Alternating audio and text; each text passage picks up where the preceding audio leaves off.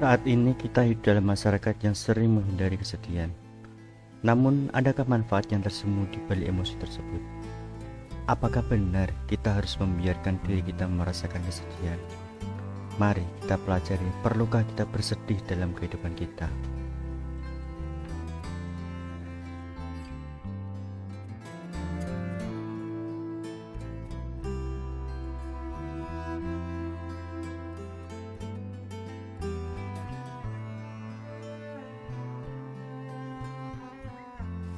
Kesedihan seringkali dianggap sebagai emosi negatif yang harus dihindari.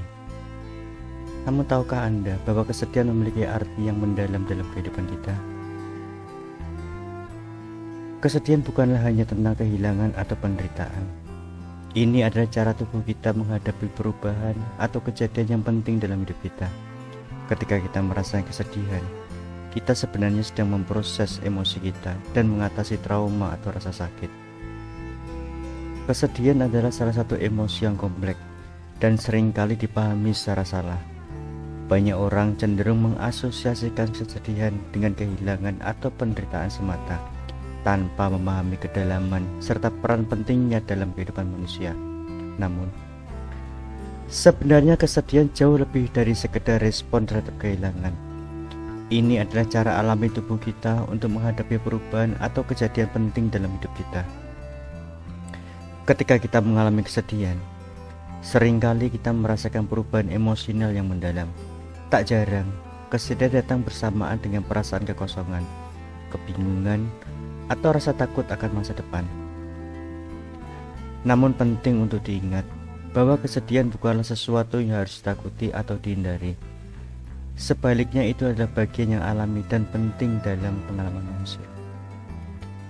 Salah satu aspek dari kesedihan adalah bahwa itu sebagai bentuk tanggapan emosional yang kompleks terhadap peristiwa-peristiwa dalam hidup kita. Ketika kita menghadapi perubahan besar, baik itu kehilangan orang yang dicintai, kegagalan, atau bahkan perubahan positif seperti pindah atau mendapat promosi, kesedihan bisa muncul sebagai cara tubuh kita untuk menghadapi dan menyesuaikan diri dengan perubahan tersebut. Bahkan dalam situasi di mana tidak ada kehilangan yang terjadi secara fisik, seperti perubahan dalam hubungan, pekerjaan, atau kondisi kehidupan lainnya, kesedihan masih bisa hadir. Hal ini disebabkan oleh perasaan kehilangan yang terkait dengan perubahan tersebut. Ketika kita merasa kehilangan rasa aman atau kestabilan dalam hidup kita, kesedihan dapat menjadi respon alami kita. Selain itu, kesedihan juga dapat muncul sebagai reaksi terhadap perubahan dalam diri kita sendiri. Misalnya, ketika kita menyadari bahwa impian atau harapan kita tidak tercapai, atau ketika mengalami perubahan dalam identitas atau nilai-nilai kita, kesedihan bisa muncul sebagai cara tubuh kita untuk memproses perubahan ini dan meresapi dampaknya. Ternyata, kesedihan memiliki manfaat yang mengejutkan. Mari kita lihat bagaimana kesedihan dapat memengaruhi kita secara positif.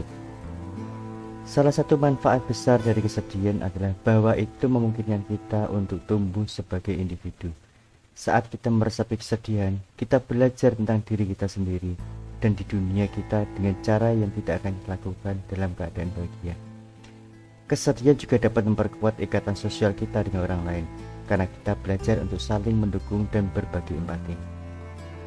Penting untuk diingat bahwa kesedihan bukanlah sesuatu yang harus dihindari atau ditekan.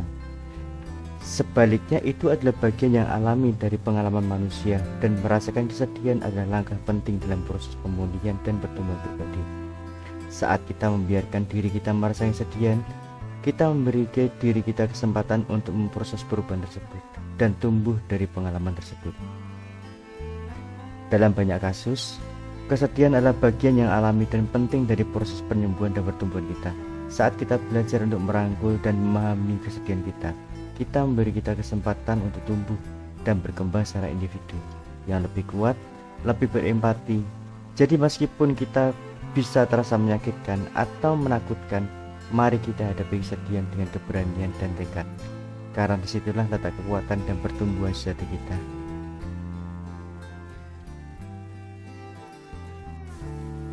Tapi Bagaimana kita bisa menghadapi kesedihan tanpa terjebak di dalamnya? Mari kita telusuri strategi untuk mengatasinya dengan cara yang sehat.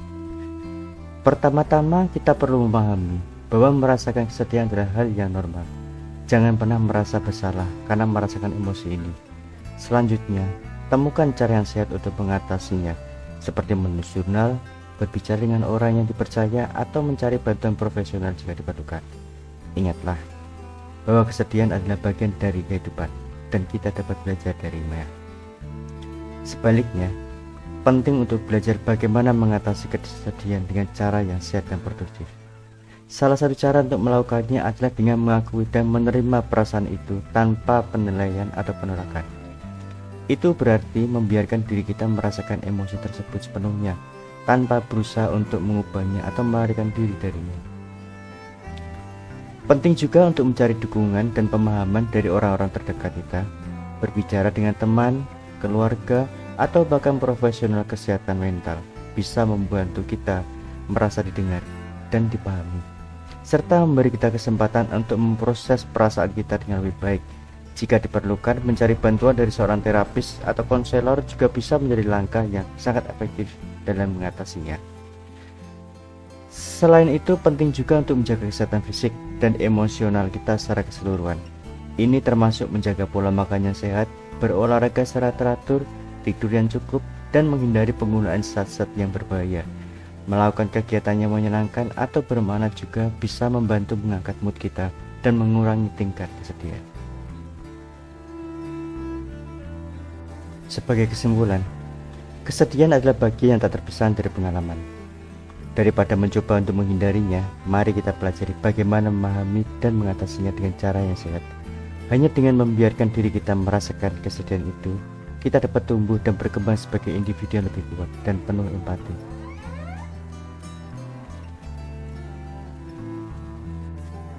Demikianlah cerita kita kali ini. Apabila teman-teman berkenan, berikanlah subscribe, like, dan komen agar channel ini dapat berkembang di kemudian harinya. Terima kasih.